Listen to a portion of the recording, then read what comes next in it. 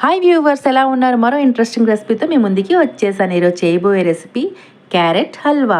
చాలా టేస్టీగా, చాలా యమ్మీగా, డెలీషియస్గా ఉండే క్యారెట్ హల్వా చిన్నపిల్లల నుంచి పెద్దవాళ్ళ వరకు చాలా ఇష్టంగా తింటారండి.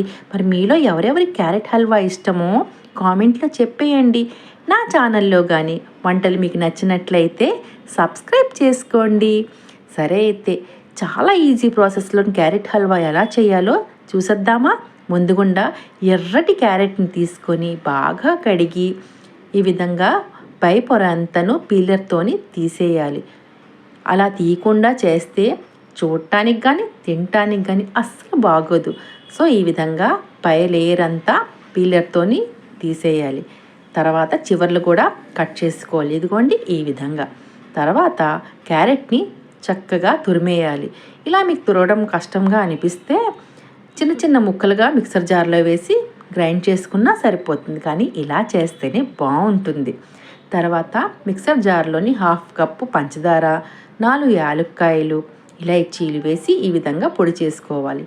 స్టవ్ వెలిగించి ప్యాన్ పెట్టుకొని ఒక 3 స్పూన్ ఘీ వేసుకొని బాగా హీట్ అయ్యాక క్యారెట్ తురుముని వేసి బాగా ఫ్రై చేసుకోవాలి. ఒక 5 నిమిషాలు ఫ్రై చేసుకోవాలి.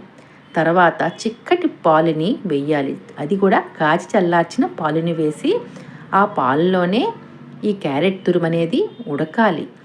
అప్పుడే టేస్ట్ అనేది చాలా బాగుంటుంది. తర్వాత బాగా ఉడికిన తర్వాత ముందుగా రెడీ చేసుకున్నాం కదండి పంచదార పొడిని, అది కూడా వేసి బాగా దగ్గర పడే వరకు ఈ విధంగా కలుపుతూ ఉండాలి. తర్వాత మీకు నచ్చిన బౌల్లో వేసుకొని మీకు నచ్చిన డ్రై ఫ్రూట్స్ వేసుకొని గార్నిష్ చేసుకొని తింటే ఆ టేస్టే అమోఘమండి. మరి మీకు నచ్చినట్లయితే తప్పకుండా లైక్, షేర్, సబ్స్క్రైబ్ చేయండి. Thank you for watching.